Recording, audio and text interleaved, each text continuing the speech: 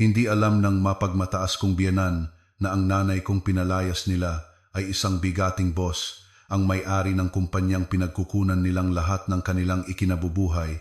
Tiyak na matitinding gulat ang mararanasan nila kapag nakita nila kami ng nanay ko na bumibili ng isang private jet. Hello, mga mommies! Sana ay nasa mabuti kayong kalagayan at maligaya. Bago tayo magsimula sa kwento, huwag kalimutang mag-like, comment at subscribe sa channel na ito ha. Maligayang panonood. Ang hangin ng gabi sa Maynila ay laging may dalang pinaghalong amoy ng pag-asa at kabiguan para kay Clara na nakatayo sa balkonahe ng kanyang marangyang condo unit sa BGC. Ang gabing iyon ay parang isang mapait na kupita na sawa na siyang lagukin. Sa loob, malinaw na naririnig ang tawanan ni na Ma'am Victoria at Marco mula sa sala. Nanood sila ng isang entertainment show. Paminsan-minsan, sinisingitan ito ng mga papuri ni Victoria para sa kanyang anak na itinuturing niyang matagumpay at mahusay. Napabuntong hininga na lang si Clara. Ang salitang matagumpay. Sa diksyonaryo ni Victoria, ito ay laging katumbas ng pangalan ni Marco, ang kanyang asawa, at hindi siya. Si Clara ay isang magandang dalaga na may matingkad na mga matang kulay kape na madalas nagtatago ng mga lihim at isang maninipis na ngiti na bihirang umabot sa kanyang mga mata. Lumaki siya sa isang simpleng pamilya sa isang maliit na bayan sa Batangas. Pinalaki ng isang single mother, si Aling Elena, na nagsikap ng husto para itaguyod siya. Kahit nasalat sa buhay, laging itinatanim ni Elena ang mga aral ng katapatan, kasipagan at kahalagahan ng mataas na edukasyon kay Clara. Dahil sa pagtitiyaga ng kanyang ina, nakakuha si Clara ng scholarship at nagtapos bilang cum laude mula sa isang kilalang universidad. Ngunit lahat ng kanyang mga nakamit ay tila walang halaga sa mata ng pamilya ni Marco. Si Marco ay nag-iisang anak ni Victoria, isang flamboyante at nasa katanghaliang gulang na babae na may mataas na panlasa at ganoon din kataas na ego. Mula pa sa simula, tutol na tutol si Victoria sa relasyon ni na Marco at Clara. Ano na lang ang sasabihin ng mga tao, ang nag-iisa kong anak na mayaman ay magpapakasal sa isang probinsya ng walang-wala. Bulong niya kay Marco isang beses na sa kasamaang palad ay narinig ni Clara, si Marco, na laging naghahangad ng basbas ng ina, ay madalas na naiipit sa pagitan ng dalawang babaeng mahal niya. O sabihin na nating, ang isa ay mahal niya, at ang isa naman ay kinatatakutan niya. Ang kasal ni na Clara at Marco, 3 taon na ang nakalipas, ay natuloy lamang matapos magbanta si Marco na magtatanan sila kung patuloy na tatanggi si Victoria. Napilitang pumayag si Victoria, ngunit may kasamang 1,001 kondisyon at walang katapusang panlalait. Alam ni Clara na pumasok siya sa isang gintong hawla na kinalawang na pala. Ang marangyang kondo na ito, ang mga makikinang nasasakyan sa garahe, at lahat ng karangyaang inihahain ni Marco ay manipis na tabing lamang na nagtatago ng isang malaking kahungkagan. Isang kahungkagan na nilikha ng bawat mapangmaliit na tingin, bawat parinig, at bawat hindi makatarungang paghahambing na laging binitiwan ni Victoria. Ang kanyang inang si Elena, ang pinakamalaking biktima ng kalupitan sa salita ni Victoria. Sa tuwing bibisita si Elena mula sa probinsya, puro drama ang nangyayari. Titingnan ni Victoria si Elena mula ulo hanggang paa at pagkatapos ay magbibitiw ng masasakit na komento tungkol sa simpleng damit ni Elena, sa hitsura nitong hindi glamorosa o kahit na sa mga pagkaing dala ni Elena mula sa probinsya. Ano yan? Suman, huwag mong dudumihan ang kusina ko ng mga pagkaing probinsya na yan, sigaw niya minsan, na naging dahilan para mapayuko sa hiya si Elena. Ang sakit na nararamdaman ni Clara sa mga ganitong trato ay namuuna na parang isang bundok ng yelo na anumang oras ay maaaring gumuho. Lagi niyang sinusubukang magtimpi para mapanatili ang pagiging maayos ng kanilang tahanan, isang kaayusan na sa katunayan ay hindi naman talaga umiral. Si Marco, ang kanyang asawa, ay madalas na humihingi lang ng tawad matapos mang-away ang ina. Pasensya ka na, mahal. Ganyan lang talaga si Mama. Kakausapin ko na lang siya mamaya. Pangako niya, isang pangakong hindi naman talaga natutupad. Masyadong duwag si Marco para harapin ang sarili niyang ina. Masyadong komportable sa ilalim ng anino ng kapangyarihan ni Victoria at si Clara unti-unti nang napapagod. Pagod na sa pagkukunwari, pagod na sa papel bilang manugang na laging mali at higit sa lahat, pagod na sa pagtrato sa kanyang ina. Ang mga lumang sugat ay tila lalo pang humahapdi. Kinaumagahan, nagising si Clara na may masamang kutob. Para bang may madilim na aninong bumabalot sa kanyang araw. Hindi dahil sa masamang panaginip, kundi dahil alam na alam niya kung ano ang mangyayari. Ngayong araw ay darating ang kanyang inang si Elena. At tulad ng dati, ang pagdating ni Elena ay laging hudyat ng pagsisimula ng isang dula-dulaan na puno ng parinig at panlalait mula kay Victoria. Sinulyapan ni Clara ang kanyang katabi. Mahimbing pa ring natutulog si Marco. Regular ang paghinga at payapa ang mukha. Para bang walang kahit katiting na bigat o alalahanin na bumabagabag sa kanya. Minsan, naiinggit si Clara sa kawalan ng pakialam ni Marco sa lahat ng kaguluhang emosyonal sa bahay na ito. Para bang kaya niyang patayin ang switch ng kanyang nararamdaman kung kailan niya gusto. Bumangon siya mula sa kama, hinila ang manipis na kumot para takpan ang katawan ni Marco at dahan-dahang naglakad papunta sa kusina. Ang amoy ng bagong timplang kape at tinapay na nagsisimula ng maging golden brown ay pumuno sa silid, lumilikha ng isang mainit na kapaligiran na salungat sa lamig ng kanyang nararamdaman. Hindi nagtagal, narinig ang tunog ng mga eleganteng yapak na papalapit. Lumabas si Victoria na suot ang kanyang makintab na maroon silk duster at may berdeng face mask na nakadikit pa sa pisngi na naglalabas ng malakas na amoy ng herbal.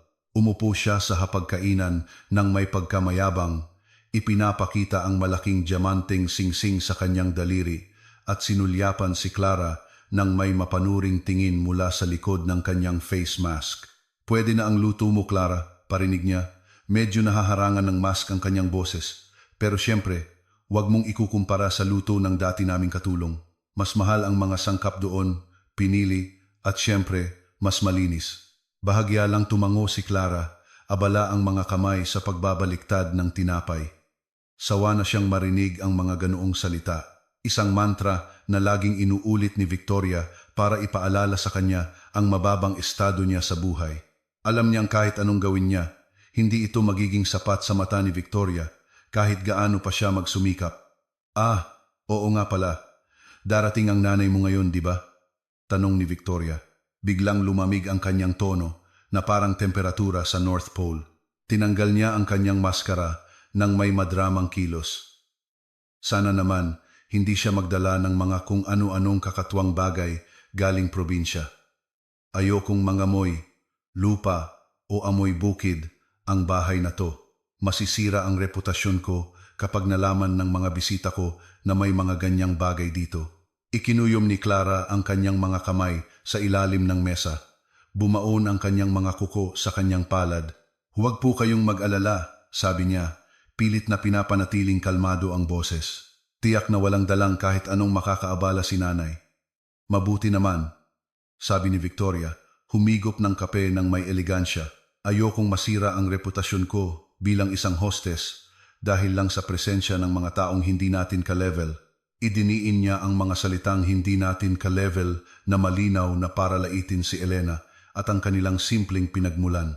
Ang mga salitang iyon ay parang isang malamig na sampal sa pisngi ni Clara. Pagsapit ng 10:00 ng umaga, tumunog ang doorbell ng kondo. Ang klasikong tunog na karaniwang kaaya-aya ay naging parang alarma ng panganib para kay Clara. Kumabog ng malakas ang kanyang puso, halos mabali ang kanyang mga tadyang. Alam na alam niya kung sino ang dumating. Nagmamadali siyang lumapit sa pinto at binuksan ito. Nakatayo roon ang kanyang ina, si Elena, na may dalang simpleng bayong na may disenyong batik. Ang mainit ng ngiti ni Elena, na laging tapat at nakakapagpakalma, ay nagsisilbing lunas sa bawat sugat at pait na nararamdaman ni Clara sa bahay na ito. Niyakap ni Clara nang mahigpit ang kanyang ina, isinubsob ang kanyang mukha sa balikat ni Elena.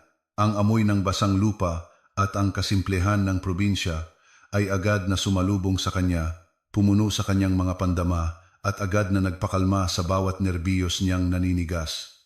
Hello, anak, malambing at puno ng pagmamahal na sabi ni Elena. Tinapik-tapik niya ang likod ni Clara. Mabilis na sumulyap ang kanyang mga mata sa loob ng marangyang kondo.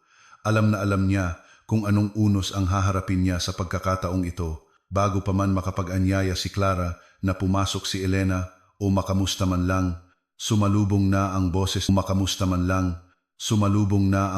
ni Victoria mula sa sala, matinis at sumisira sa katahimikan ng umaga. Aba, andito na pala. Akala ko naligaw sa malaking syudad na to. Alam mo na, bihira lang naman kasing makapunta sa syudad, di ba? Ngumiti ng bahagya si Elena, pilit na pinipigilan ang kumukulong damdamin sa kanyang puso. Magandang umaga po, Ma'am Victoria. Pasensya na po sa abala. Abala, syempre hindi. Gusto ko nga ang maraming tao, sabi ni Victoria, pero ang tingin niya ay puno ng pang-aalipusta. Para bang bawat salitang lumalabas sa kanyang bibig ay lason na binalutan ng pulot. Pero sana naman, hindi ka nagdala ng mga bagay na hindi importante. Puno na ng mga mamahaling gamit ang bahay na to. Wala nang lugar para sa mga walang kwentang bagay. Nakita ni Clara na yumuko si Elena, bahagyang lumungkot ang mga mata, na para bang ang liwanag doon ay unti-unting namamatay. Kinuha niya ang bayong ng ina. Mga damit lang po ito, ma'am. Wala pong iba. Ah, ganoon ba? Akala ko nagdala ka na naman ng mga ani mula sa bukid nyo. Dati ganoon, di ba? Saging, kamote, o kung ano-ano pa. Ngumisi ng mapanlait si Victoria, saka lumingon kay Marco na kalalabas lang ng banyo, basa pa ang buhok niya. Marco, tingnan mo, dumating na ang nanay niya. Sana naman wala ng drama ngayon, ha? Pagod na ako sa mga murang drama. Pilit na ngumiti si Marco kay Elena. Isang ngiti na hindi umabot sa kanyang mga mata. Welcome po, Nay, sabi niya nang walang emosyon. Alam na alam niya kung paano kikilos ang kanyang ina at pinili niyang maging isang pasibong manonood. Para bang lahat ng ito ay isang palabas lang na hindi siya kasama. Ang klasikong eksenang ito ay laging nauulit, parang lumang pelikulang paulit-ulit na ipinapalabas. Susubukan ni Elena na maging magalang hanggat maaari. Susubukang pagaanin ang suwasana sa pamamagitan ng mga maliliit na kwento mula sa probinsya. Si Victoria naman ay magbibitiw ng sunod-sunod na parinig na habang tumatagal ay lalong tumataraki. At si Marco, magiging tagapamagitan na hindi kailanman pumapanig, pipiliing magtago sa likod ng kanyang kawalan ng pakialam, hinahayaang bulihin ng kanyang ina, sina Clara at Elena, nang walang anumang pagtatanggol. Sumisikip ang dibdib ni Clara na para bang may mabigat na bagay na nakadagan dito. Nakikita niya si Elena na nakaupo ng alanganin sa sofa, pilit na ginagawang maliit ang sarili para hindi masyadong mapansin ni Victoria. Sa tuwing magsasalita si Victoria, nakatingin lang si Elena sa sahig na para bang hinahanap doon ang kasagutan sa kanyang sinapit.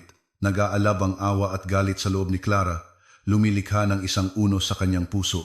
Bakit kailangang ganito tratuhin ang kanyang ina, ang pinakamarangal na babaeng kilala niya? Bakit hindi man lang siya ipagtanggol ni Marco, ang kanyang asawa? Ang nararamdaman ni Clara ay binaliwala, tinabunan ng mga patong-patong na parinig. Ganoon din ang nararamdaman ng kanyang ina. Alam niyang may hangganan ang pasensya at malapit na itong umabot sa sukdulan. Isang malaking desisyon ang kailangan niyang gawin sa lalong madaling panahon. Matapos ang isang alanganing tanghalian na parang isang interogasyon kung saan walang tigil si Victoria sa pagkomento sa paraan ng pagkain ni Elena na itinuturing niyang hindi sosyal, walang alam sa table manners, at pinapansin pa ang tunog ng kutsara ni Elena na tumatama sa plato. Sa wakas ay nakahanap si Clara ng pagkakataong makausap ng sarilinan ang kanyang ina. Inaya niya si Elena sa kanilang master bedroom, isang lugar na tila nagsisilbing kaisa-isang kuta niya laban sa pangingibabaw ni Victoria. Malayo sa pandinig ng laging matalas na tainga ni Victoria at sa mga matang mapagwalang bahala ni Marco, umupo si Elena sa gilid ng malambot na king-size bed. Walang laman ang kanyang tingin. Malayo ang tinatanaw sa labas ng bintana ng kondo na nagpapakita ng kumikinang na tanawin ng Maynila.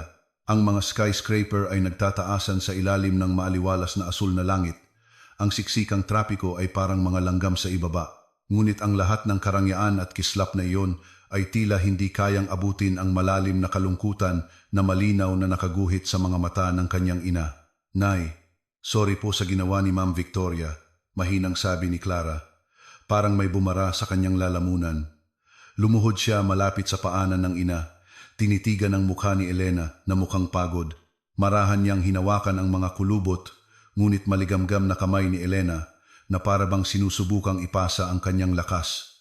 Ngumiti ng bahagya si Elena, isang ngiti na mas mukhang pilit na nagtatago ng sakit, sinusubukang palakasin ang loob ng kanyang anak. Okay lang, anak. Sanay na si nanay. Huwag mo nang masyadong isipin. Pero hindi po ako sanay.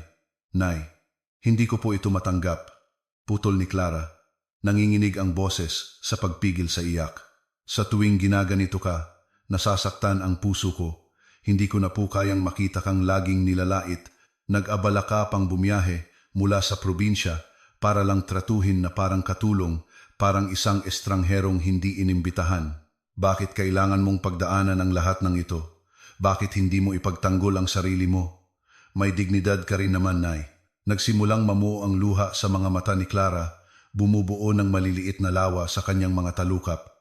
Huminga ng malalim si Elena. Ang kanyang tingin ay lumipad sa nakaraan. Hinaplos niya ang buhok ni Clara ng may pagmamahal. Anak, may mga bagay na hindi ko pa pwedeng sabihin sa'yo ng buo ngayon. May pasanin akong dinadala ng mag-isa sa loob ng mahabang panahon. Pero maniwala ka, lahat ng ito ay para sa kabutihan natin, para sa kinabukasan mo. Kumunot ang noo ni Clara. Isang masamang kutob ang nagsimulang gumapang sa kanyang isipan. Para sa anong kabutihan, Nay?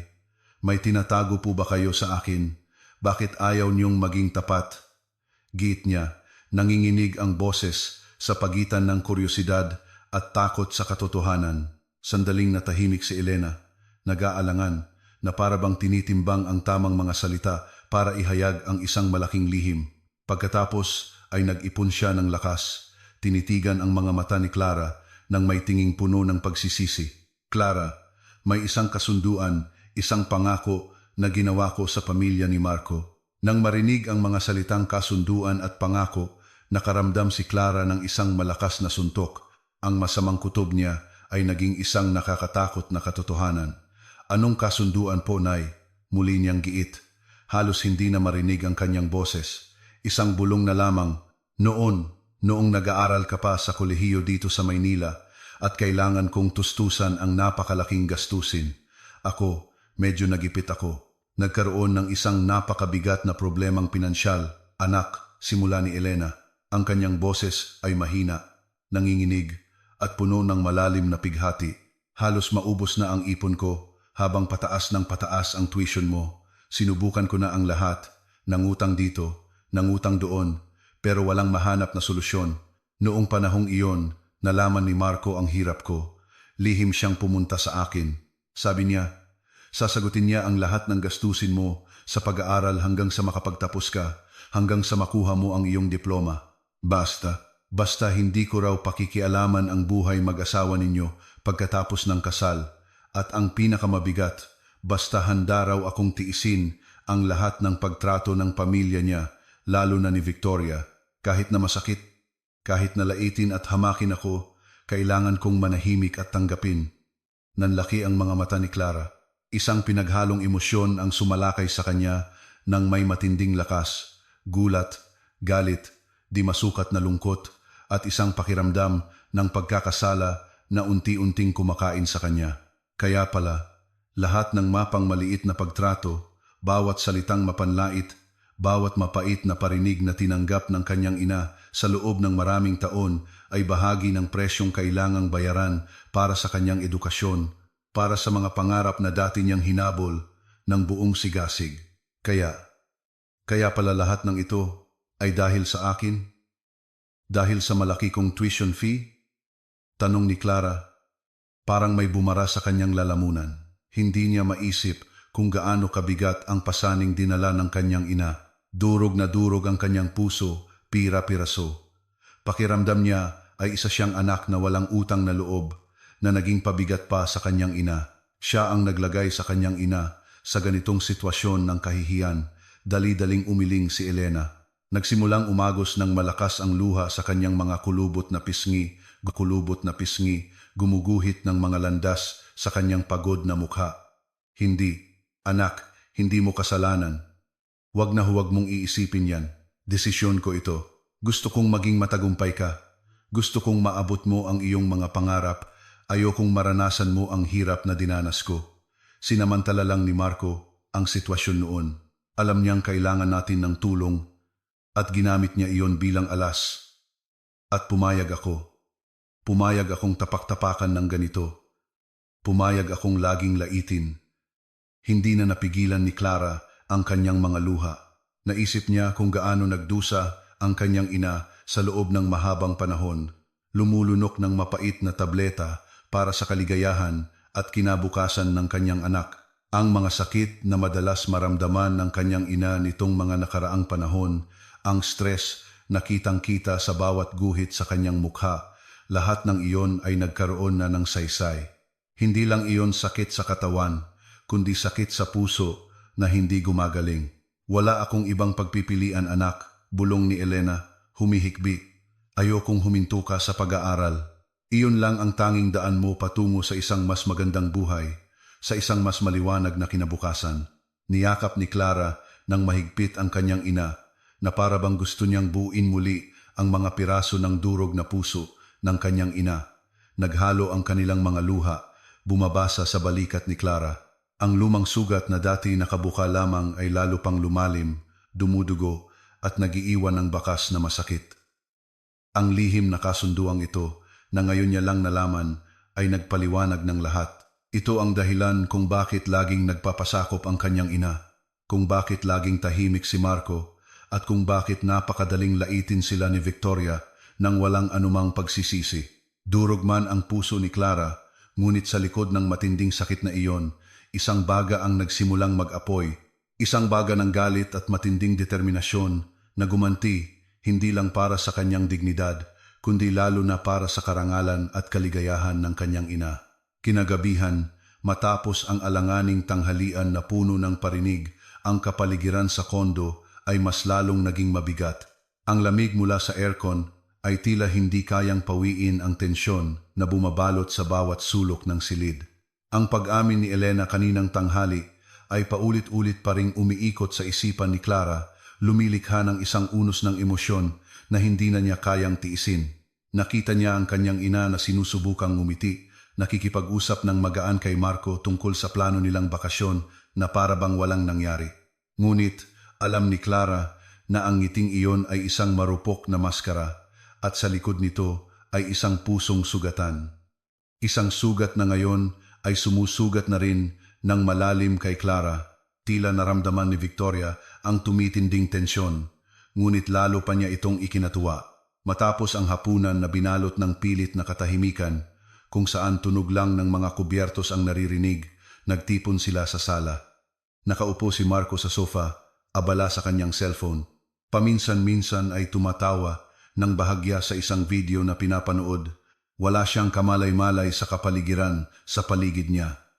Si Victoria ay nakaupo sa isang single chair, abala sa pagbabasa ng isang bagong fashion magazine. Bigla, sa isang madramang kilos na nakakuha ng atensyon, hinampas ni Victoria ang glass coffee table dahilan para manginig at halos matapon ang laman ng porselanang tasa ng tsaa sa ibabaw nito. Hindi ko na kaya, sigaw niya. Ang kanyang boses ay matinis, sumisira sa katahimikan ng gabi at nagpagulat kay Marco. Napatingala siya, halos mahulog ang cellphone sa kanyang kamay. Sawa na ako sa pagkukunwaring ito. Sawa na ako sa presensya ng taong ito sa bahay ko. Itinuro ni Victoria ng diretso si Elena gamit ang kanyang hintuturo na may malaking diamanting singsing. Ang kanyang tingin ay puno ng pang-aalipusta. Sa wakas ay napansin ni Marco na may mali. Ma, ano to? Tanong niya. Medyo nagpanik ang kanyang boses. Ano to, Marco? Tumayo si Victoria at lumapit kay Elena na ngayon ay nakaupong tulala sa sofa. Ang babaeng ito, muling itinuro ni Victoria si Elena, ngayon ay may hindi na maitagong pandidiri. Pinapasikip lang niya ang bahay ko. Kakaiba ang amoy niya at kung magsalita, parang taga-bundok. Sigurado akong uubusin lang niya ang yaman natin. Nakikitira lang siya dito. Hindi ako makahinga kapag malapit siya sa akin. Hindi mo ba nakikita kung gaano siya kadungis at kapangit? Naramdaman ni Clara na kumukulo ang kanyang dugo para bang may mainit na usok na lumalabas sa kanyang mga tainga. Gusto niyang tumalon, ipagtanggol ang kanyang ina, sigawan si Victoria. Bawat salitang lumalabas sa bibig ni Victoria ay parang isang malakas na suntok, ngunit mabilis na hinawakan ni Elena ang kamay ni Clara, hinigpitan ito at sumenyas na manahimik. Si Elena naman ay yumuko na lang ng malalim, nanginginig ang mga labi, sinusubukang pigilan ang mga luha na namumuo na at handa ng tumulo, putlang-putla ang kanyang mukha. Tama na, Ma. Itigil niyo na to. Hindi na nakatiis si Clara. Ubos na talaga ang kanyang pasensya. Bakit niyo laging nilalait si nanay? Anong kasalanan niya? Gusto niya lang namang bisitahin ang anak niya. Ang kasalanan niya ay nandito siya. Ang kasalanan niya ay isa siyang peste na gusto lang samantalahin ang kabaitan ni Marco. Sigaw ni Victoria. Lumapit kay Elena hanggang sa halos magdikit na sila. Alam mo, Clara, dapat magpasalamat ka at may asawa kang mayaman tulad ni Marco. Huwag mong hayaang sirain ng nanay mo ang pangalan ng pamilya natin. O baka naman tinuruan ka na niya ng mga hindi magagandang bagay. Kaya ka nagiging suwail na ganito, isang manugang na walang utang na loob. Pagkatapos ay lumingon si Victoria kay Elena. Namumula ang kanyang mukha sa nag-aalab na galit. Makinig ka, babae. Sawa na ako. Sawang-sawa na. Umalis ka sa bahay na ito. Ngayon din. Wala akong pakialam kung saan ka pupunta. Kahit na matulog ka pa sa lansangan, huwag ka nang babalik dito kailanman. Ayoko nang makita yang mukha mong gusgusin. Isa ka lang kahihiyan. Ang mga salitang iyon ay parang matatalim na patalim na tumusok sa puso ni Clara, bumaon hanggang sa buto. Tumingin siya kay Marco. Ang kanyang mga mata ay puno ng pakiusap. Umaasang ipagtatanggol siya ng kanyang asawa, napipigilan ang malupit na pang-aapi na ito. Ngunit nakatayo lang si Marco na parang estatwa sa tabi ng kanyang ina. Putlang-putla ang kanyang mukha, hindi magawang tumingin sa mata ni Clara o ni Elena. Wala siyang binigkas ni isang salita, para bang natuyo ang kanyang dila. Ang kanyang tapang ay biglang naglaho sa harap ng kapangyarihan ng kanyang ina. Isa siyang tunay na duwag.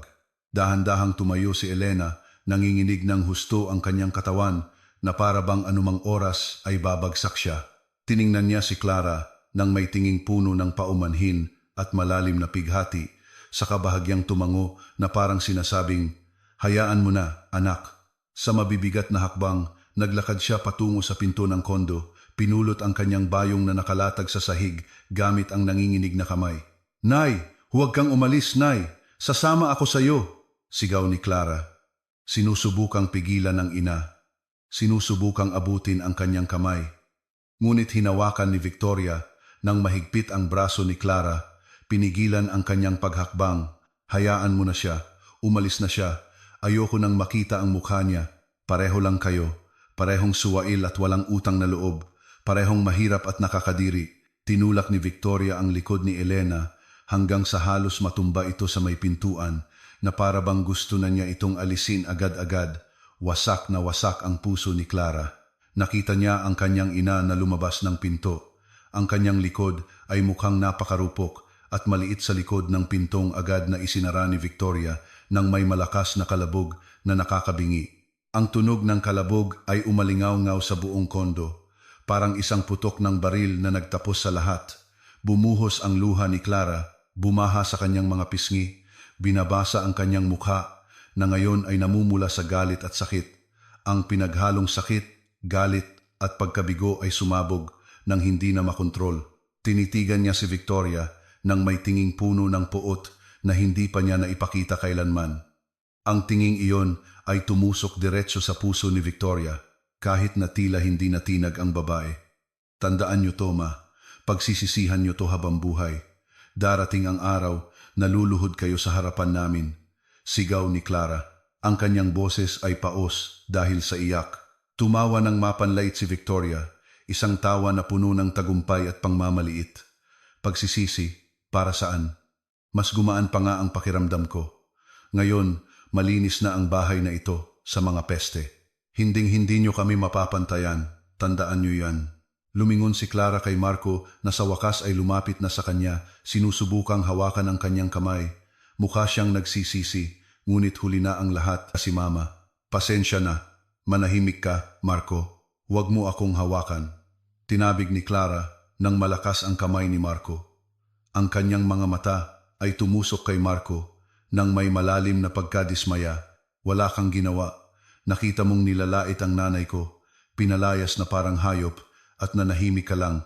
Isa kang duwag. Hindi ka karapat-dapat tawaging anak, lalo na asawa. Sukang-suka na ako sa'yo. Ang mga salita ni Clara ay parang sibat na tumama kay Marco, dumiretso sa kanyang puso.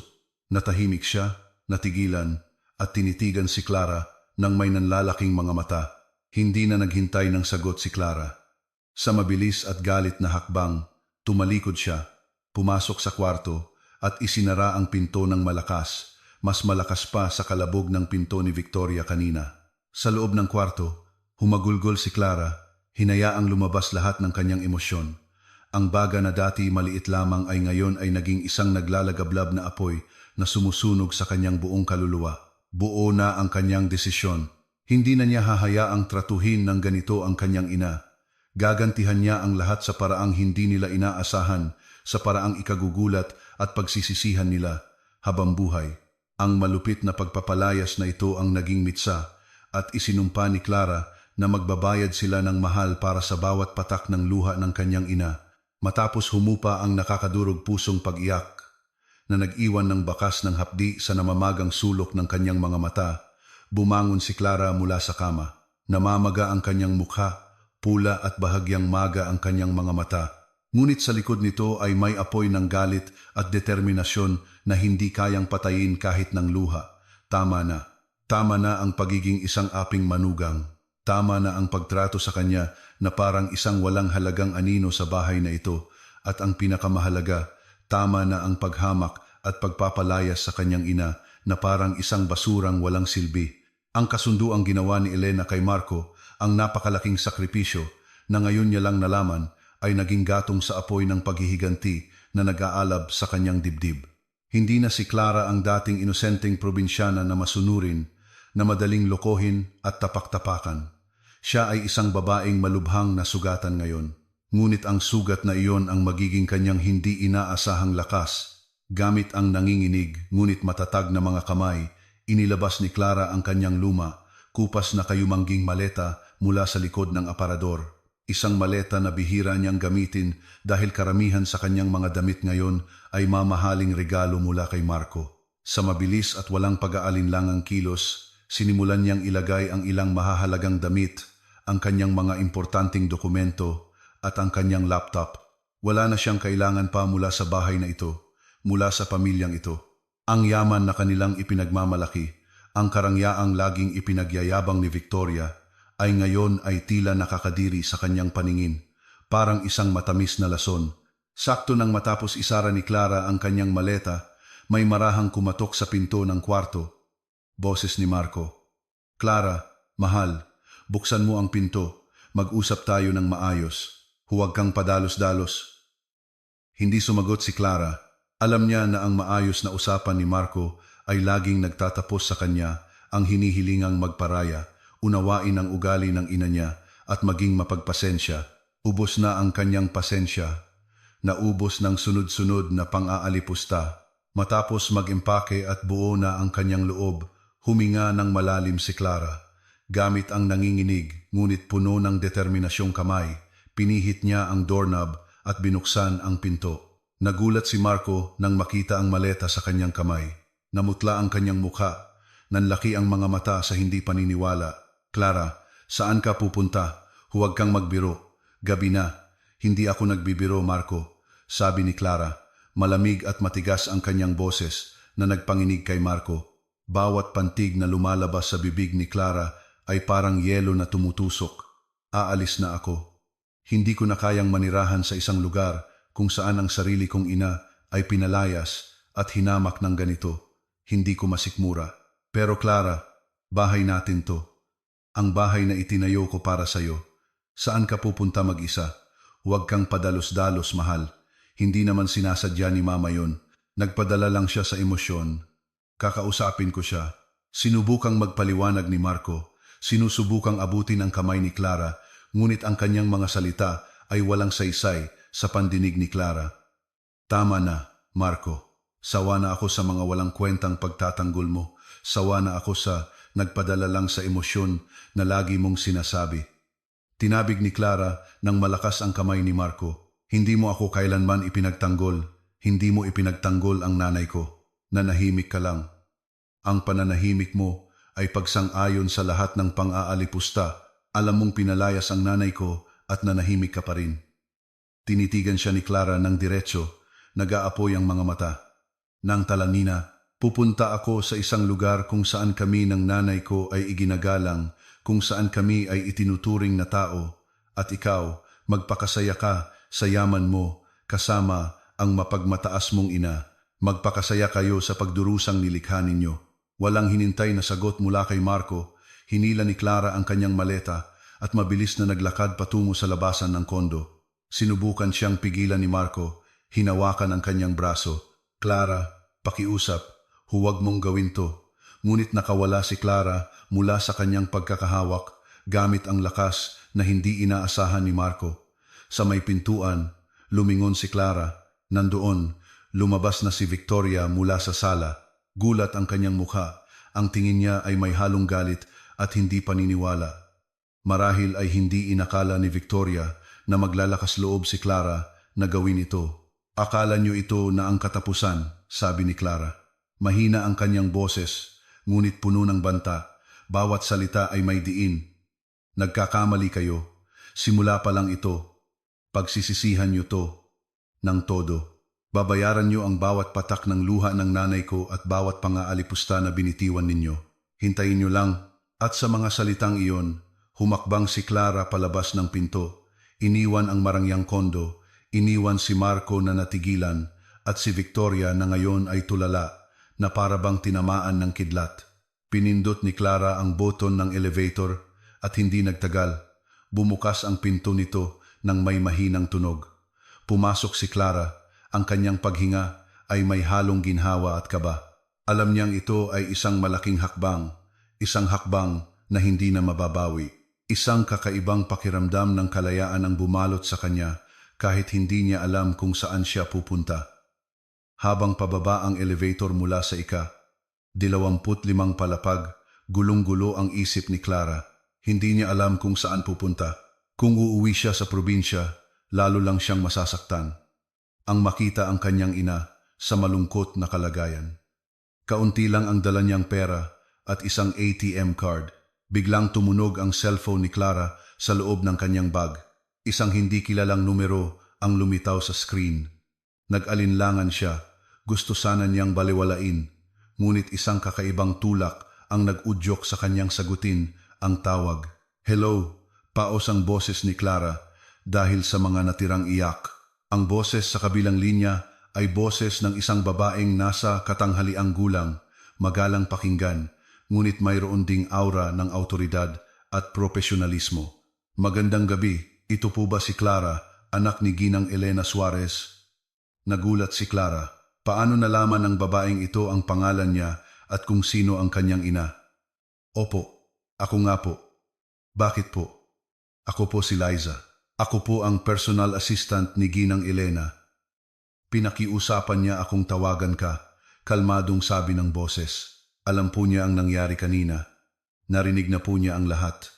Pinapasabi po niya na huwag kang mag-alala at maghintay sa lobby ng kondo. May mahalaga po siyang kailangang pag-usapan sa inyo at papunta na po siya sa lokasyon ninyo. Natigilan si Clara, nalilito. Personal assistant? Lokasyon? Anong ibig sabihin nito? Hindi kailanman nabanggit ng kanyang ina na mayroon siyang personal assistant. Ang alam ni Clara, ang kanyang ina ay isang simpleng may bahay lang sa probinsya. Paminsan-minsan ay tumutulong sa mga kapitbahay sa pagsasaka. Ang kanyang pakiramdam ay pinaghalong matinding pagkalito at isang sinag ng hindi inaasahang pag-asa. Ano ba talaga ang itinatago ng kanyang ina sa loob ng mahabang panahon?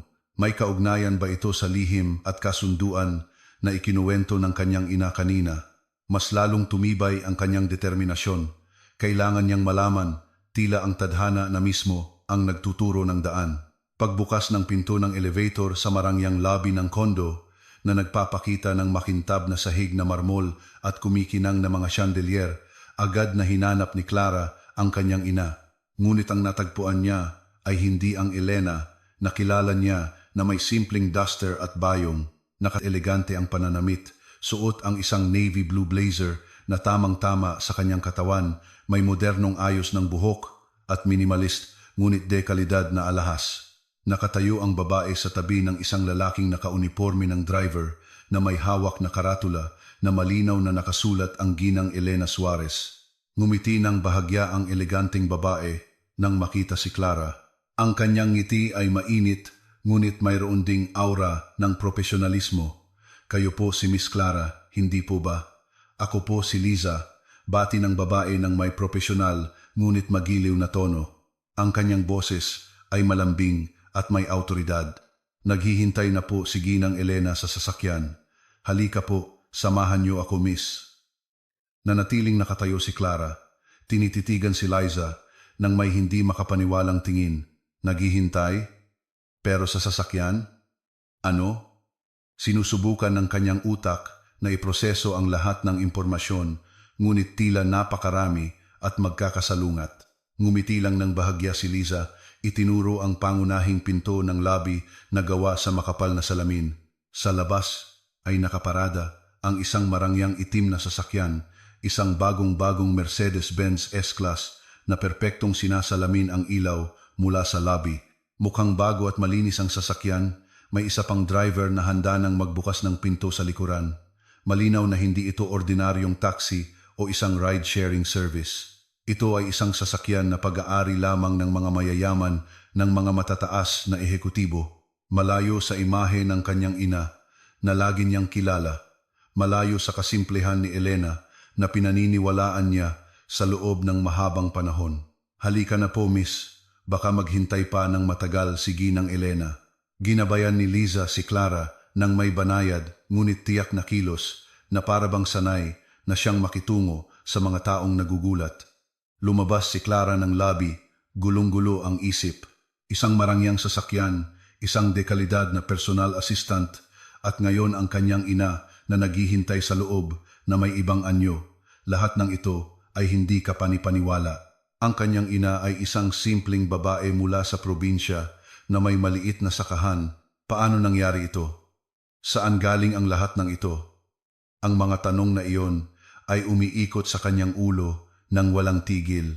Nang bumukas ang pinto sa likuran ng sasakyan ng may mahinang tunog, nakita ni Clara ang kanyang ina na nakaupo sa loob, suot ang damit na lubos na naiiba sa huli niyang nakita ilang oras lang ang nakalipas. Ngayon, si Elena ay nakasuot ng isang eleganteng emerald green silk blouse at kasuotang pantalon na kaparehong kulay. Maayos ang pagkakaayos ng kanyang buhok sa isang modernong sanggol at mayroon siyang kaunting makeup, isang light pink na lipstick at manipis na eyeliner sa kanyang mukha na nagpamukha kay Elena na mas bata, mas sariwa at naglalabas ng isang aura ng autoridad na hindi pa nakikita ni Clara dati. Hindi na siya ang gusgusing at mahinang Elena na hinamak ni Victoria kanina. Hindi na siya ang masunuring babae mula sa probinsya. Tinitigan ni Elena si Clara nang may parehong malambot na tingin, puno ng pagmamahal. Ngunit ngayon, mayroon itong karangalan, katahimikan at lakas na nagniningning mula sa kanya. Umupo ka, anak, sabi ni Elena. Ang kanyang boses ay nanatiling malambot, ngunit ngayon ay mas matatag na pakinggan. Umusog siya ng kaunti para makapasok at makaupo si Clara sa tabi niya. Pumasok si Clara sa sasakyan, naramdaman ang init mula sa marangyang leather na upuan. Ang mamahaling amoy ng tunay na leather at ang malambot na pabango na suot ng kanyang ina ay sumalubong sa kanya, lubos na kabaligtaran ng amoy ng lutong bahay o amoy ng bukid na karaniwan niyang iniuugnay kay Elena. Nasa unahan na si Liza, sa tabi ng driver na agad na pinindot ang start button. Dahan-dahang umandar ang sasakyan palayo sa lugar ng kondo. Inilalayo si Clara kina Marco at Victoria, ngunit inilalapit din siya sa isang mundo na ganap na bago. Nay, ano to? Sa wakas ay nagsalita si Clara, hindi pa rin makapaniwala sa kanyang nakikita at nararamdaman. Nanginginig ang kanyang boses. Sino siya? Bakit, Nay? Bakit ganito ang suot mo at itong sasakyan? Nay, saan po tayo pupunta? Bakit iba po ang hitsura ninyo? Ngumiti ng bahagya si Elena. Isang ngiti na puno ng lihim, ngunit mayroon ding ginhawa. Pasensya na, anak. Kinailangan kong itago ito sa iyo sa loob ng mahabang panahon para sa iyong kaligtasan at para na rin sa plano natin. Hinawakan niya ang kamay ni Clara. Ang kanyang haplos ay nakakapagpakalma. Si Liza ang personal assistant ko at isa lang ito sa mga service vehicles ko. Natigilan si Clara. Nagpoproseso ang kanyang utak sa bawat salita. Isa lang sa mga service vehicles. Ibig sabihin, mayroon pang ibang marangyang sasakyan ang kanyang ina na tulad nito, saan nagtatrabaho ang kanyang ina para magkaroon ng personal assistant at ganito kamahal na sasakyan. Pero, Nay, sabi niyo po dati, isa lang kayong may bahay at paminsan-minsan ay tumutulong sa bukid ng mga kapitbahay sa probinsya. Laging pinaniniwalaan iyon ni Clara. Tumango si Elena. Totoo yon. Isa nga akong may bahay. Pero hindi lang yon, anak. Gusto ko lang kasing mag-focus ka sa pag-aaral mo. Ayokong mabigatan ka o makaramdam ng hiya sa pinagmulan ng pamilya natin na sa katunayan ay hindi naman mas mababa kaysa sa kanila. At saka, mayroon din akong sariling dahilan kung bakit nanatili akong mukhang simple kahit nagusgusin sa mata ng pamilya ni Marco. Biglang kuminang ng matalim ang mga mata ni Elena na para bang may apoy sa loob nito. Sinadya ko yun para subukan sila, para makita kung hanggang saan ang kanilang kasakiman at kayabangan, para makita kung tunay ba ang pagmamahal ni Marco sa iyo o dahil lang sa yaman na, sa kabalintunaan, ay hindi naman kanya. Pinoproseso ni Clara ang impormasyong ito. Kaya pala, ang kasimplehan ng kanyang ina, ang itsurang probinsyana na laging hinahamak ni Victoria, lahat ng iyon ay isang pagkukunwari, isang patibong, isang pagsubok. Nanlaki ang kanyang mga mata. Pero bakit po, Nay? Bakit kailangan ganito? Bakit kailangan kayo pa ang tumanggap ng lahat ng pang-iinsulto? Naguguluhan pa rin si Clara kahit na nagsisimula ng magkaroon ng ideya. Huminga ng malalim si Elena, tinitigan si Clara ng may tinging puno ng lakas at malalim na katahimikan. Anak, matapos ang insidente kung saan nag-alok si Marco ng tulong para sa tuition mo noon, nagsimula na akong maghinala. Ang intensyon niya ay hindi dalisay. Dumating siya na may mga kondisyon, ginawa niyang alas sa panahong gipit na gipit ako. Mula noon, nagpasya akong baguhin ang diskarte. Gusto kong malaman kung tapat ba ang pagmamahal ni Marco sa iyo o nakabatay lang sa pera at katayuan sa lipunan, at gusto ko ring makita kung hanggang saan tayo kayang hamakin ni Victoria. Gusto kong matiyak na ilalabas nila ang kanilang tunay na kulay. Kaya, kayo po ay... Hindi matapos ni Clara ang kanyang sasabihin. Tila nanigas ang kanyang mga labi, ngunit nakuha na ng kanyang mga mata ang nakakagulat na katotohanan. Sa buong panahon, inakala niyang ang kanyang ina ay isang simpleng babae na walang kalaban-laban, isang inosenteng probinsyana. Tinitigan ni Elena si Clara. Isang bahagyang ngiti ng tagumpay ang gumuhit sa kanyang mga labi. Ako si Elena Suarez, at tulad ng sinabi ni Liza kanina, anak, ako ang may-ari at CEO ng Rizal Development Corporation. Ang mga salitang iyon ay parang kidlat na tumama sa kanya sa tanghaling tapat, umalingaw-ngaw sa isipan ni Clara. Rizal Development Corporation, ang pinakamalaking kumpanya ng real estate sa bansa. Ang kumpanyang pinagtatrabahuhan ni Marco at Victoria bilang mga senior manager kung saan ipinagmamalaki nila ang kanilang posisyon at sahod. Kaya pala, sa buong panahon, kumakain sila, nagtatayo ng karera at nakukuha ang lahat ng karangyaan sa kumpanyang pag-aari mismo ng kanyang ina. Ang taong palagi nilang hinahamak at minamaliit. Pakiramdam ni Clara ay umiikot ang buong mundo. Lahat ng piraso ng puzzle na dati nakakalat ay biglang nagkatugma, bumubuo ng isang buo at nakakagulat na larawan. Lahat ng masasamang pagtrato, lahat ng kanilang kayabangan, ngayon ay biglang nagkaroon ng dahilan kung bakit napakatatag ng kanyang ina sa pagharap dito. Isang nakatagong misteryo na ngayon ay nabunyag, nagdadala ng isang pambihirang sorpresa at isang malamig na kasiyahan. Agad na nagdugtong-dugtong ang mga ideya sa kanyang isipan. Kaya pala napakalakas ng loob ni Victoria sa kanilang posisyon sa kumpanya. Victoria sa kanilang posisyon sa kumpanya. Wala silang kaalam-alam kung sino ang tunay na may-ari. Isang maninipis na ngiti ang lumitaw sa mga labi ni Clara. Pinaghalong matinding sakit sa puso at isang malamig na kasiyahan. Isang pahiwatig ng kung ano ang darating. Ang marangyang Mercedes-Benz S-Class ay payapang bumabaybay sa siksikang trapiko ng Maynila na hindi natutulog.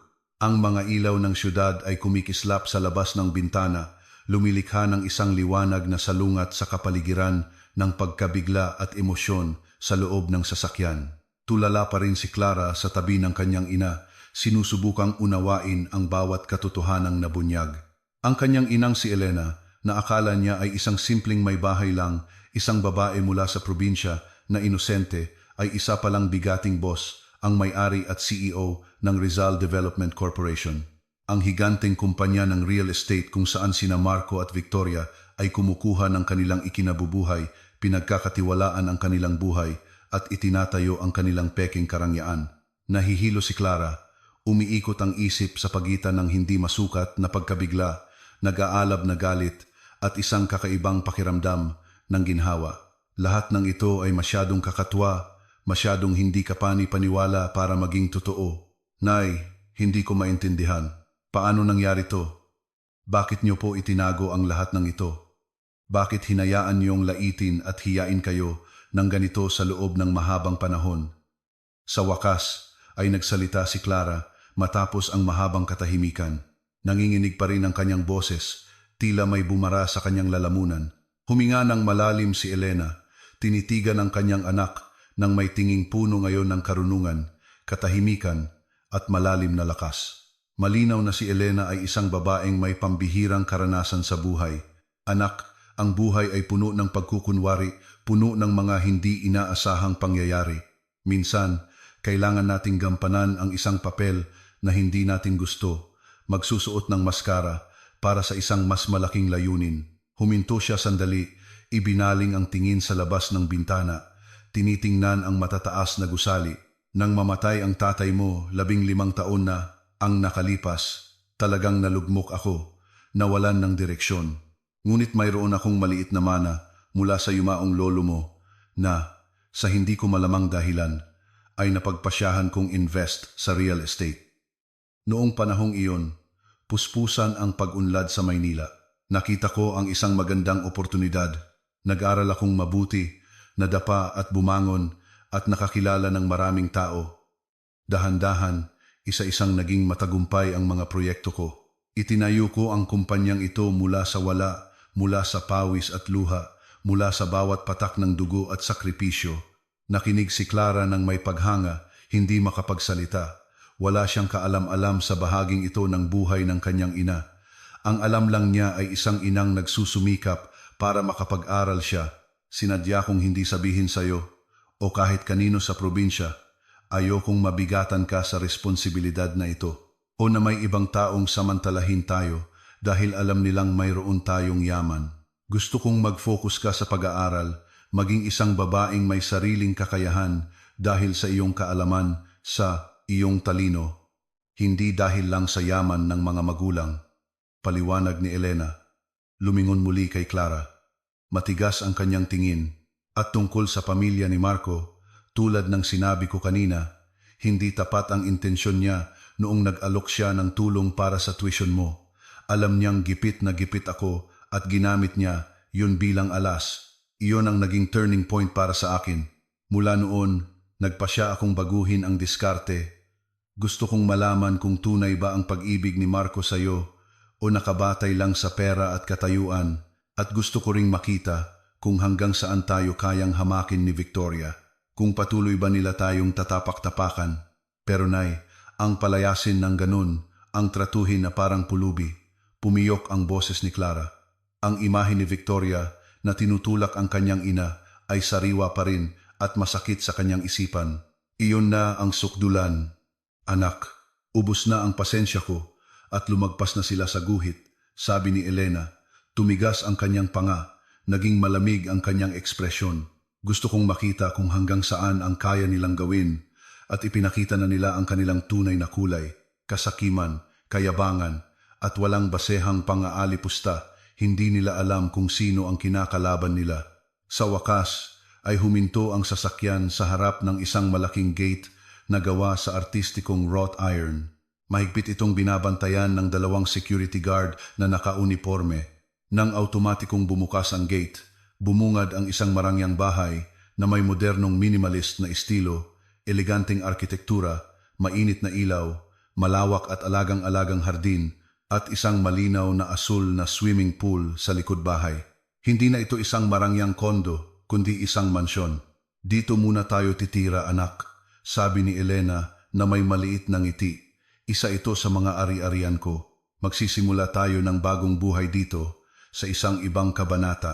Pagpasok sa mansyon, sinalubong si Clara ng ilang mga staff ng bahay, isang magiliw na mayordomo, ilang kasambahay, at isang chef na lahat ay yumuko ng may paggalang kay Elena. Pakiramdam ni Clara ay pumasok siya sa isang ganap na ibang mundo. Isang mundo na hindi niya inakalang nasa kamay pala ng kanyang ina.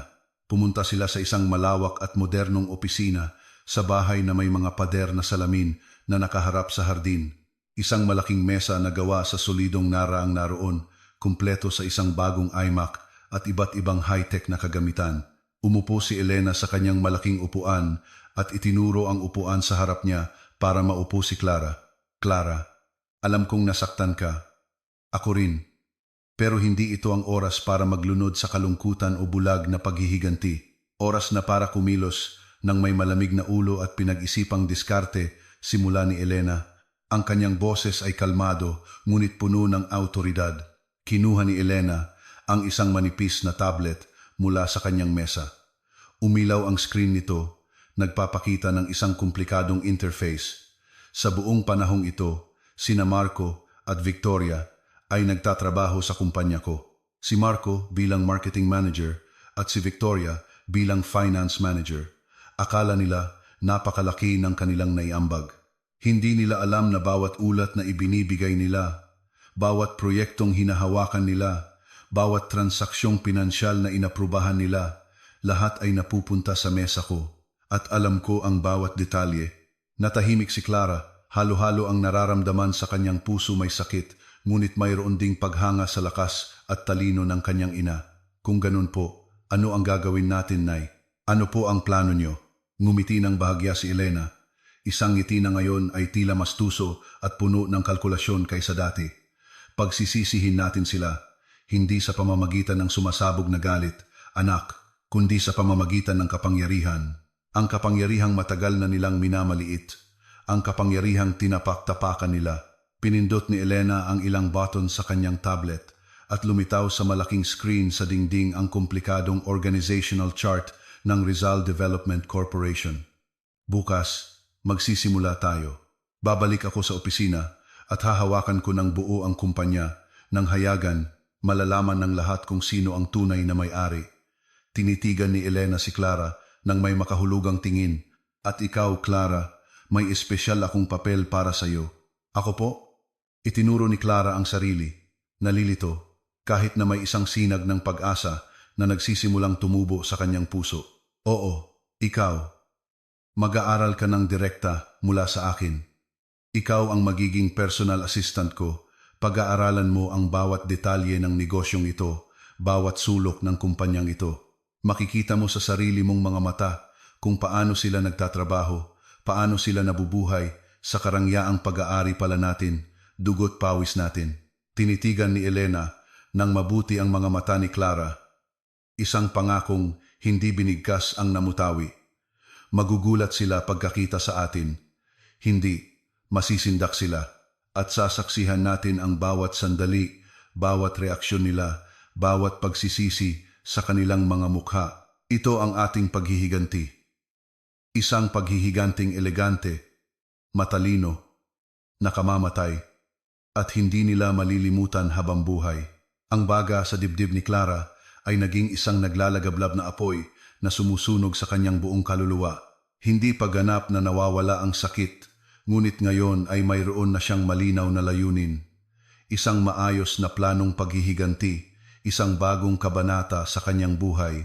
Pagsisisihin niya sina Marco at Victoria, masasaksihan nila sa sarili nilang mga mata na ang babaeng matagal na nilang hinamak at pinalayas ay ang Big Boss, ang may-ari ng kumpanyang pinagkukunan nilang lahat ng ikinabubuhay, at si Clara na itinuring nilang walang kwentang manugang, isang probintang manugang, isang probinsya ng walang klas, ang magiging kanang kamay ng boss, ng may-ari ng kumpanya, isang babaeng kasing kapangyarihan ng kanyang ina.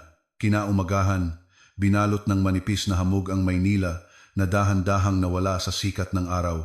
Ngunit para kay Clara, ang hangin ay mas maliwanag, puno ng pag-asa at may amoy ng tagumpay. Nakasuot siya ng isang dark gray blazer at pencil skirt. Ang dekalidad na materyales ay perpektong bumagay sa kanyang katawan. Tinernuhan niya ito ng isang malinis na puting silk blouse at makintab na itim na stiletto. Ang kanyang buhok ay maayos na nakapusod sa isang modernong sanggol at ang kanyang mukha ay may manipis ngunit tumpak na makeup. Isang nude lipstick at manipis na eyeliner ang nagbigay diin sa kanyang mga matang puno na ngayon ng determinasyon. Tumayo si Clara sa harap ng malaking salamin sa kanyang bagong kwarto, tinitingnan ang kanyang refleksyon. Hindi na ito ang dating Clara na laging nakayuko, mababa ang tingin sa sarili, at hinahayaang tapak-tapakan. Ito na ang bagong Clara, isang malakas na Clara, na handang harapin ang anuman kahit na impyerno pa. Si Elena, na ngayon ay buong-buo nang nagpapakita bilang isang makapangyarihang CEO, ay nakasuot ng isang marangyang cream-colored couture suit, tunay na perlas na kwintas na may malambot na kislap sa kanyang leeg at isang branded na relo sa kanyang pulso. Ngumiti siya ng may pagmamalaki nang makita ang kanyang anak. Ang kanyang ngiti ay nakakapagpakalma, ngunit nagpapahiwatig din ng isang malaking plano. "Handa ka na ba, anak?" tanong niya. Ang kanyang boses ay kalmado, ngunit puno ng kumpiyansa. Isang boses na dati ay naririnig lang ni Clara kapag binibigyan siya ng payo ng ina. "Handa na po, Nay." Handa na, sagot ni Clara. Matalim ang kanyang tingin, nag-aalab ang apoy. Naramdaman niya ang adrenaline na dumadaloy sa kanyang mga ugat, nagbibigay ng bagong sigla sa kanyang buong katawan. Sumakay silang dalawa sa parehong itim na Mercedes-Benz S-Class na ngayon ay simbolo ng kanilang muling pagbangon. Nakaupo si Liza sa unahan, sa tabi ng driver, handa na sa kanyang tablet at cellphone, inaayos ang siksik na schedule ni Elena. Ang biyahe patungo sa gusali ng Rizal Development Corporation ay tila maikli kahit nasiksikan ang trapiko sa EDSA. Para kay Clara, bawat segundo ay puno ng nakakakabang pananabik. Iniisip niya ang magiging reaksyon ni na Victoria at Marco. Ano kaya ang kanilang mga ekspresyon kapag nakita nila siya at ang kanyang ina na darating sa opisina?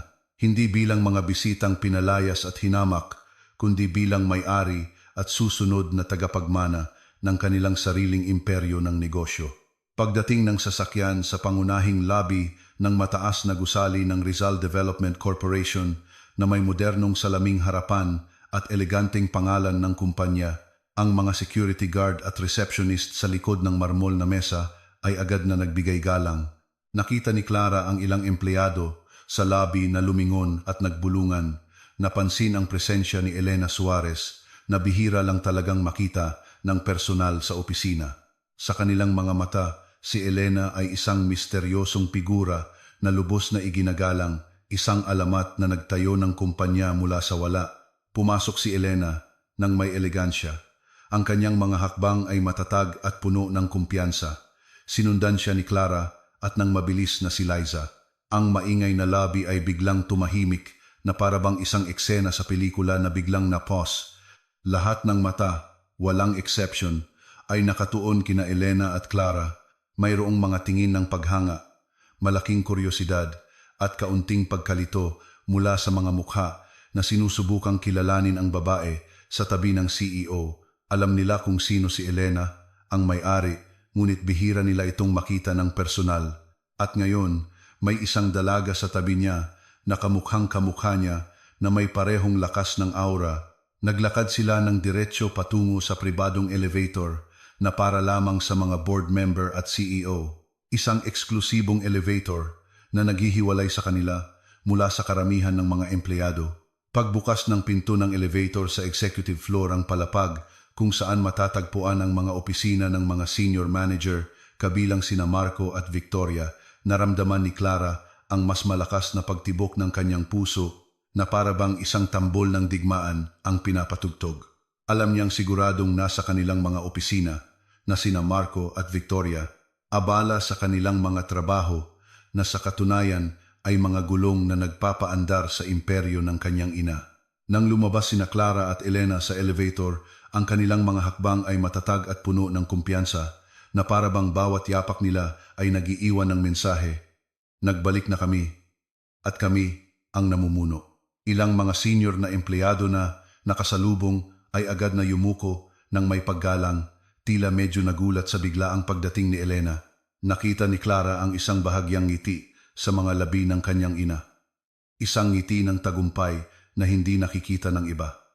Isang ngiti na nagsasabing, oras na.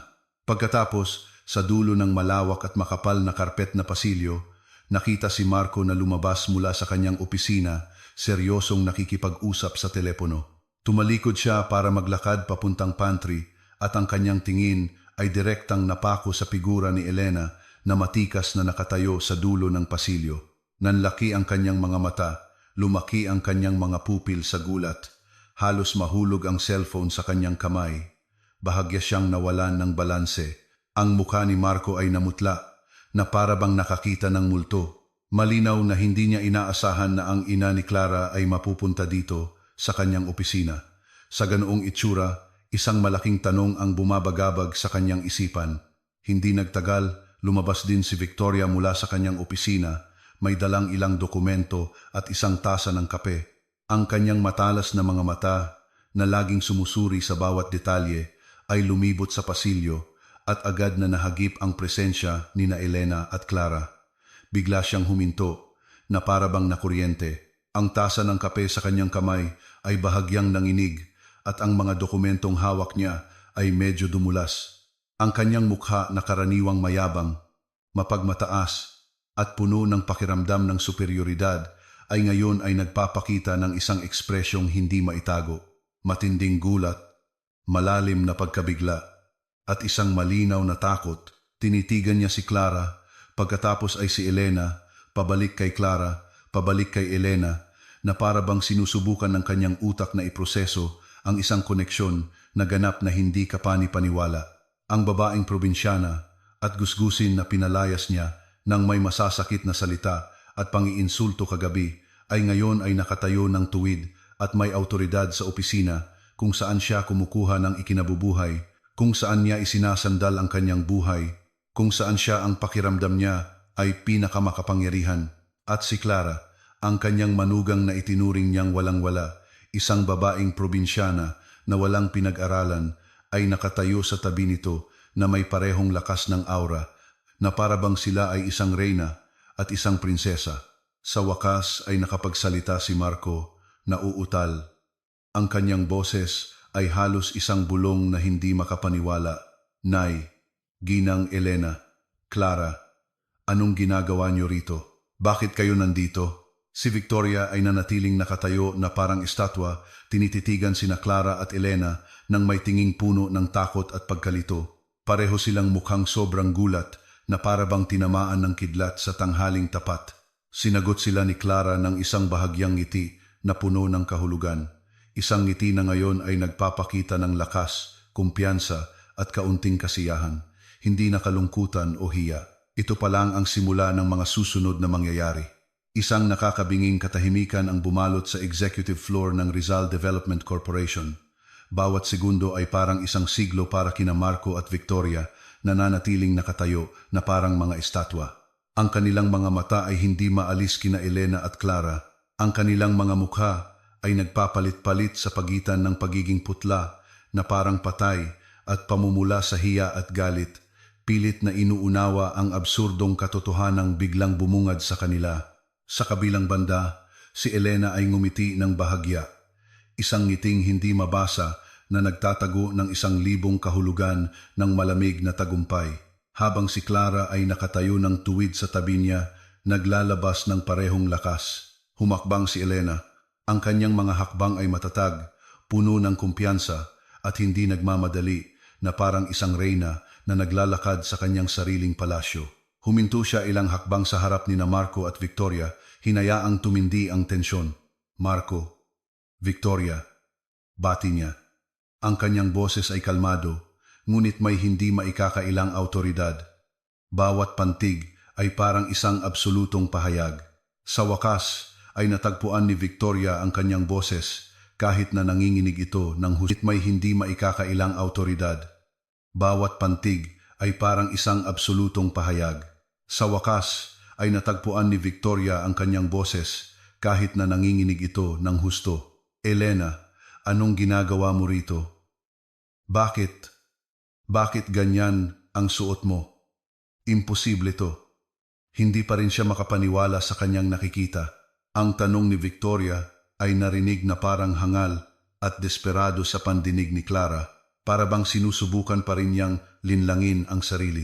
Tinaas ni Elena ang kanyang kilay. Ang kanyang tingin ay malamig at tumutusok. Walang bahid ng awa. Opisina ko to, Victoria. Siyempre, nandito ako. Itinuro ni Elena ang paligid ng may eleganteng kilos. At tungkol sa itsura ko, may problema ba? Marco, lumingon siya kay Marco na kanina pa nakatulala. Nauutal si Marco, hirap na lumunok. Wala po, ginang Elena. Siyempre po wala. Kami lang po. Hindi namin inaasahan na bibisita kayo ng ganito kaaga. Akala po namin nasa probinsya pa kayo. Sinubukan niyang maghanap ng dahilan. Pilit na itinatago ang kanyang matinding gulat at ang takot na nagsisimulang gumapang sa kanya. Bisita? Bahagyang tumawa si Elena. Ang tawang iyon ay walang laman at malamig. Hindi ako bumibisita, Marco. Umuwi ako. Pagkatapos ay humarap si Elena sa lahat ng empleyado na tahimik na nanonood mula sa malayo, nagkukunwaring abala. Makinig ang lahat, medyo tumaas ang boses ni Elena, sapat para basagin ang katahimikan at makuha ang atensyon ng lahat. Agad na napunta sa kanya ang lahat ng mata. Sina Marco at Victoria ay lalong kinabahan. Nagsimulang mamasa ang noo ni Marco sa malamig na pawis. Simula ngayong araw, ako, si Elena Suarez, bilang CEO at may-ari ng Rizal Development Corporation, ay babalik sa aktibong pamumuno ng kumpanya. Ako mismo ang magbabantay sa bawat operasyon at diskarte ng kumpanyang ito, matigas na inanunsyo ni Elena. Ang kanyang boses ay umalingaw-ngaw ng may autoridad at nais ko ring ipakilala sa inyo ang aking bagong kanang kamay at ang ating susunod na Chief Operating Officer. Inilahad ni Elena ang kanyang kamay patungo kay Clara. Sinenyasan siyang humakbang. Humakbang si Clara nang may kumpiyansa, tumayo sa tabi ng kanyang ina. Taas noo siya. Tumingin siya ng diretsyo kina Marco at Victoria na ngayon ay parang mga buhay na estatwa. Ipinakikilala ko ang aking anak, si Clara Suarez. Siya ang magiging personal assistant ko simula ngayong araw at sa lalong madaling panahon, uupo siya bilang Chief Operating Officer ng kumpanyang ito, buong pagmamalaking sabi ni Elena. Ang kanyang tingin ay direktang nakatutok kina Marco at Victoria na para bang gusto niyang makita ang kanilang reaksyon, ninanamnam ang bawat piraso ng pagkabigla na nakikita sa kanila. Ang mga salita ni Elena ay parang isang malaking martilyo na humampas sa ulo ni na Marco at Victoria. Namutla ng husto ang mukha ni Victoria, nanginginig ang kanyang mga labi, mukha siyang nakakita ng impyerno. Si Marco ay napaatras, nanlalaki ang mga mata sa hindi paniniwala, sinusubukang iproseso ang katotohanan na si Clara, ang kanyang asawa na itinuring niyang walang kalaban-laban, ay ngayon ay bahagi na ng board at magiging COO pa ng kumpanyang ipinagmamalaki niya. Ang kumpanyang inaangkin niyang kanya, na pag-aari pala ng ina ni Clara, ang taong hinayaan niyang laitin. Nagbulungan ang ilang empleyado, ngunit karamihan ay tumingin kay Clara ng may paggalang, kuryosidad at kaunting paghanga. Alam nila kung sino ang maalamat na si Elena Suarez. Alam din nilang manugang ni Marco si Clara, ngunit hindi nila alam na ganito kalalim ang kanilang koneksyon. Liza, tawag ni Elena, pakiset ng meeting kasama ang board at lahat ng department heads sa loob ng 1 oras. Siguraduhing walang ibang schedule. May ilang mahahalagang anunsyo akong gagawin at formal na pagpapakilala sa bagong posisyon ni Miss Clara. Opo, Ma'am Elena. Mabilis na sagot ni Liza. Agad na tinawagan ang ibang staff. Bago umalis, lumingon muli si Elena, kina Victoria at Marco. Isang mapanuyang ngiti ang gumuhit sa kanyang mga labi. Marco, Victoria, siguraduhin niyong darating kayo. Magiging isang napaka-interesanteng pagpupulong ito. Tinitiyak ko. Walang hinintay na sagot. Tumalikod si Elena at naglakad patungo sa opisina ng CEO. Sumunod si Clara, magaan ang mga hakbang. Ngunit bago pumasok, lumingon siya. Tinitigan muli sina Marco at Victoria. May isang bahagyang ngiti sa kanyang mga labi. Isang ngiti na dati puno ng kalungkutan ay napalitan na ngayon ng malalim na kasiyahan. Isang tagumpay na napakatamis. Hindi na nila siya maaaring maliitin. Sila ay nasa pugad ng leon. At ang leon ay ang kanyang ina, at siya mismo, ang unang tagumpay ay napakasarap. Ang marangya at modernong conference room ng Rizal Development Corporation ay tila napakalamig.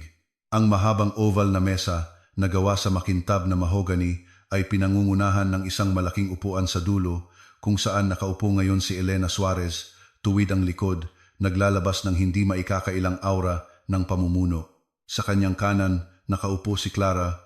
Bukas ang kanyang laptop. Sa kaliwa ni Elena, si Liza ay handa na sa kanyang tablet. Isa-isang pumasok ang mga department head at senior director. Lahat sila ay bumati kay Elena ng may paggalang hanggang sa pumasok sina Marco at Victoria. Maputla pa rin ang kanilang mga mukha. Pareho silang lumakad ng mabigat. Umupo si Marco sa tapat ni Clara habang si Victoria ay sa tabi niya. Pareho nilang iniiwasan ang tingin ni na Elena at Clara. Binuksan ni Elena ang pulong. Magandang umaga sa lahat, tulad ng inanunsyo ko kanina. Simula ngayon, babalik ako sa aktibong pamumuno bilang CEO. Tumango ang mga direktor. Sina Marco at Victoria ay lalo pang yumuko at nais ko ring i-anunsyo ang isang bagong strategic na posisyon. Simula ngayon, si Miss Clara Suarez ay opisyal na magiging aking personal assistant at sasailalim sa masinsinang pagsasanay upang agad na maupo bilang Chief Operating Officer ng Rizal Development Corporation. Lalong namutla ang mukha ni Victoria, kinagat niya ang kanyang labi. Si Marco ay sumulyap kay Clara ng may nanlalaking mga mata. Alam kong maaaring nakakagulat ang desisyong ito. Pagpapatuloy ni Elena, maaaring bago pa lang si Miss Clara sa executive level, ngunit mayroon siyang napakalaking kakayahan. Siya ay nagtapos bilang cum laude sa business management mula sa isang kilalang universidad at may pambihirang pag-unawa sa operasyon ng kumpanyang ito, higit pa sa ilang matatagal ng empleyado. Dahil lihim niya itong pinag-aralan. At higit sa lahat, siya ang aking lubos na pinagkakatiwalaan. Ang papuri ni Elena kay Clara ay parang latigo na humampas sa ego ni na Marco at Victoria. Alam nilang madalas nilang maliitin ang talino ni Clara. Sige, pag-usapan na natin ang ilang mahahalagang agenda. Lumipat si Elena sa pangunahing paksa ng pulong. Pinindot niya ang isang remote at lumitaw ang data ng performance ng kumpanya sa malaking screen. Nagpapakita ito ng mga irregularidad sa ilang ulat pinansyal at proyekto, partikular na sa mga proyektong Green Valley Residences at City View Tower, sabi ni Elena, matalim na nakatingin kay Victoria, ang finance manager. Ang mga ulat na natanggap ko ay nagpapakita ng napakababang kita. Kahit pagkalugi pa nga, gusto ko ng detalyadado at tapat na paliwanag, Victoria. Tila may ilang hindi pagkakatugma sa mga numero dito. Natigilan si Victoria. Namula ang kanyang mukha. Nauutal siya. Iyan po ay dahil sa mataas na operational costs, Ma'am Elena. At sa pabago-bagong merkado, mataas na operational costs, pabago-bagong merkado. Ngumisi ng malamig si Elena. Ang data na hawak ko ay hindi nagsasabi niyan, Victoria. Sa katunayan, may mga indikasyon ng pagpapalobo ng pondo at hindi makatwirang budget. Mayroon ding ilang kahina-hinalang transaksyon at may mga dobling pagbabayad sa iisang vendor. Pinindot muli ni Elena ang remote at lumitaw ang mas detalyadong mga graph at numero, sinasalungat ang bawat argumento ni Victoria. Biglang tumahimik ang buong silid. Lahat ng mata ay nakatuon kay Victoria na ngayon ay parang isang isdang nauubusan ng hininga. Nagsimulang tumulo ang malamig na pawis sa kanyang noo. Si Marco sa tabi niya ay yumuko rin, takot sa mga kahihinatnan. Si Clara ay nanonood lang, nakikita ang mga mukha ni na Marco at Victor. Nagsisimula pa lang ang laro, at si Elena, ang big boss, ay isa-isang ipinapakita ang kanyang mga pangil ng dahan-dahan at masakit. Ang pulong ay natapos sa isang mabigat na tensyon. Si Victoria, na gusot ang mukha, ay agad na tumayo at halos tumakbo palabas ng silid. Sumunod si Marco, paminsan-minsang sumusulyap kay Clara na may halong pagkalito at pagsisisi. Ngunit sinagot lang siya ni Clara ng isang malamig at hindi mababasa ng ngiti. Mula sa araw na iyon, nagsimulang magtrabaho ng walang tigil sina Elena at Clara. Hinawakan ni Elena ang buong kontrol ng kumpanya. Samantala, si Clara, sa ilalim ng direktang gabay ni Elena, ay mabilis na natutunan ang mga pasikot-sikot ng negosyo.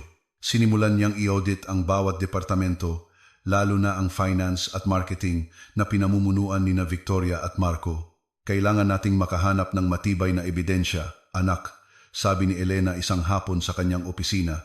Hindi sila maaaring kumilos ng mag-isa.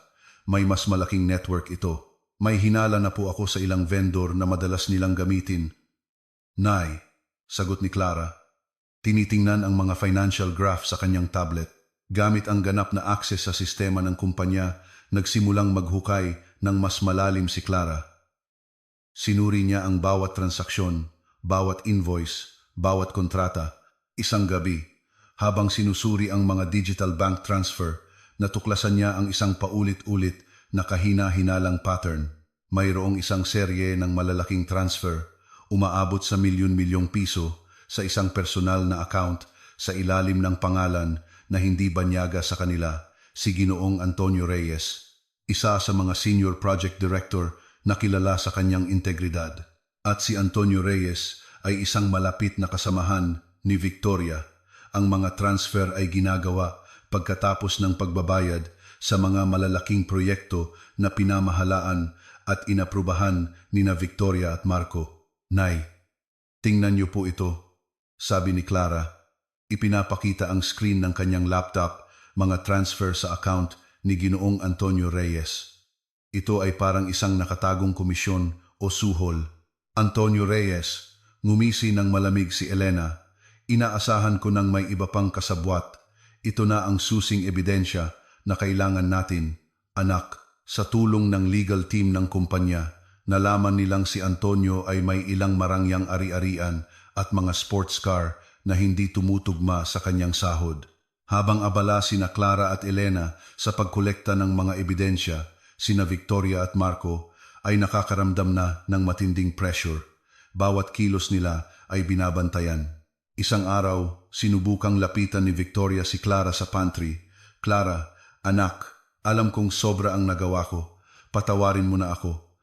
Pamilya naman tayo, di ba? Pwede natin tong pag-usapan ng maayos. Ang kanyang boses ay nagmamakaawa. Tinitigan siya ni Clara ng malamig. Profesional po akong nagtatrabaho, Ginang Victoria. At dito sa opisina, si Ginang Elena lang ang kinikilala kong boss. Ang pamilya ay nasa bahay, hindi dito. At tungkol sa nangyari, ipinakita niyo na kung paano kayo magtrato ng pamilya. Hindi ko iyon malilimutan. Tumalikod si Clara, iniwan si Victoria na natigilan.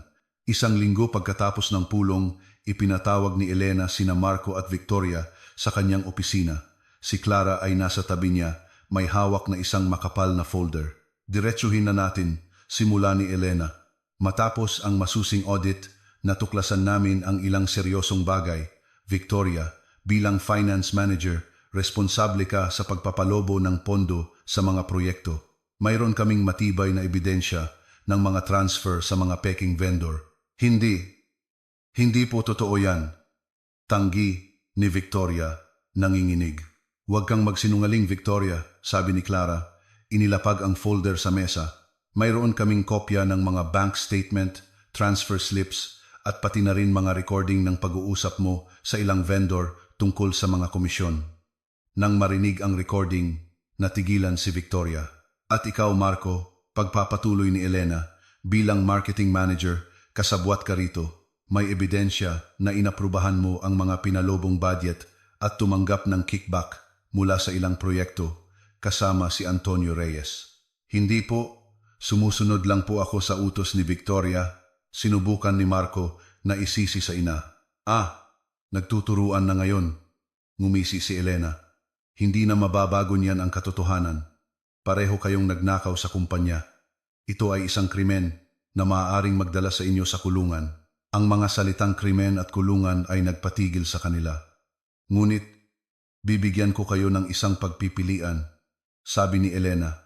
Unang pagpipilian, ire-report ko kayo sa pulisya, kasama ang lahat ng ebidensya. Haharapin niyo ang kaso na maaaring magresulta sa pagkakakulong at malaking multa na mutla silang dalawa. O ikalawang pagpipilian, pagpapatuloy ni Elena, mag-resign kayo sa kumpanyang ito ngayon din. Lahat ng benepisyo at pasilidad ay babawiin. Kailangan ninyong lisanin ang kondo at isuko ang lahat ng ari-ariang may kinalaman sa pondo ng kumpanya. Walang separation pay. Aalis kayo sa kumpanyang ito nang walang-wala at syempre, walang kaso. Ngunit mangangako kayong hindi naguguluhin ang buhay namin, lalo na kami ni Clara, katahimikan. Para kina Victoria at Marco, ang pagkawala ng posisyon, karangyaan at tirahan ay isang matinding dagok. Ngunit ang banta ng pagkakakulong ay mas nakakatakot. Ano ang desisyon ninyo? Tanong ni Elena. Mayroon kayong 10 minuto. Nagkatinginan sina Victoria at Marco. Ang kanilang mga mukha ay nagpapakita ng isang masakit na pagkatalo. Lumipas ang 10 minuto. Ano ang desisyon ninyo? Muling tanong ni Elena. Sa wakas ay nagsalita si Victoria, namumugto ang mga mata. Tinatanggap po namin ang ikalawang pagpipilian, Ginang Elena. Magre-resign po kami. Tumango si Marco. Mabuti, sabi ni Elena. Liza, ihanda mo ang kanilang resignation letters. Siguraduhing malinaw ang lahat ng kondisyon. Bigyan sila ng 2 oras para lisanin ang kondo. Ilang oras makalipas, mula sa bintana ng opisina ng CEO, nakita ni Clara ang isang ordinaryong taxi na papalayo mula sa lobby. Sa loob ay sina Victoria at Marco, may dalang ilang maliliit na maleta. Walang marangyang sasakyan, walang driver, walang status. 2 taong nawalan ng lahat. Bumalik sa simula. Naramdaman ni Clara na gumaan ang kanyang dibdib. Ang paghihiganting ito ay mapait, ngunit nagpapalaya rin. Nakuha na nila ang hustisya. Lumipas ang mga linggo. Ang Rizal Development Corporation ay mabilis na bumangon. Sa ilalim ng pamumuno ni Elena at si Clara bilang kanyang kanang kamay, nagsimula ang isang malawakang restrukturasyon. Pinalitan ang mga tiwaling empleyado at vendor at nagpatupad ng mas mahigpit na sistema ng audit at transparency. Si Clara mismo ay nakuha ang respeto ng mga empleyado. Ang kanyang sipag, talino at pagiging matatag ngunit magiliw na lider ay mabilis na kinilala. Siya ay hindi na lang isang aping manugang, kundi isang tunay na lider. 2 taon ang lumipas. Ang Rizal Development Corporation ay mas matatag at mas nagniningning kaysa dati. Si Clara na ngayon ang epektibong Chief Operating Officer. Ang mga dating sugat sa kanyang puso ay ganap ng gumaling, napalitan ng pasasalamat at pagmamalaki. Isang hapon, habang nagkakape sina Elena at Clara sa kanilang hardin, may dumating na bisita, sina Marco at Victoria. Ibang-iba na ang kanilang itsura. Simple ang kanilang mga damit, pagod ang kanilang mga mukha, at ang kanilang mga mata ay nagpapakita ng pighati at malalim na pagsisisi. Nawala na sa kanila ang lahat at nahirapan silang makahanap ng trabaho. Tumayo sila at yumuko ng malalim. Elena, Clara, simula ni Victoria, tumutulo ang luha. Pumunta kami rito para humingi ng tawad. Alam naming napakalaki ng aming kasalanan. Labis kaming nagsisisi. Clara, sabi ni Marco, alam kong duwag ako. Pinabayaan kita. Humihingi ako ng tawad sa lahat. Tinitigan sila ni Clara. Wala nang galit sa kanyang dibdib, kundi isang pakiramdam ng kapayapaan at kaunting awa. Humakbang si Elena. Huli na kayo. Ang paghingi ng tawad ay mahalaga, ngunit may mga kahihinatnan ang bawat gawa. Natanggap niyo na ang sa inyo. Pinapatawad na namin kayo bilang tao. Ngunit ang pagpapatawad ay hindi nangangahulugang paglimot at lalong hindi nangangahulugang pagbabalik sa dati. Malinaw na ang mga hangganan. Naiintindihan po namin, sabi ni Marco. Gusto lang po naming malaman ninyo na tunay kaming nagsisisi. Pagkatapos nilang umalis, bumalik sina Elena at Clara sa hardin. Pinapanood ang paglubog ng araw. Isang malaking bigat ang nabunot sa kanilang dibdib. Tapos na ang lahat. Nagpatawad na sila. Ngunit ipinakita rin nila na ang hustisya ay laging mananaig. Tapos na ang lahat, anak, sabi ni Elena, ngumiti ng malambing. Nalikat ng ina. Hindi na siya naghahangad ng paghihiganti dahil ang tunay na tagumpay ay hindi tungkol sa pagsira sa iba, kundi sa muling pagbuo ng sarili upang maging mas malakas, mas matalino, at mas makabuluhan. Ang ganap na kaligayahan ay nasa kanilang mga kamay na hindi mula sa karangyaan, kundi mula sa integridad, pagmamahal at lakas ng pamilya. Isang maliwanag na hinaharap ang naghihintay sa kanila, handa nang isulat ng kanilang sariling mga kamay.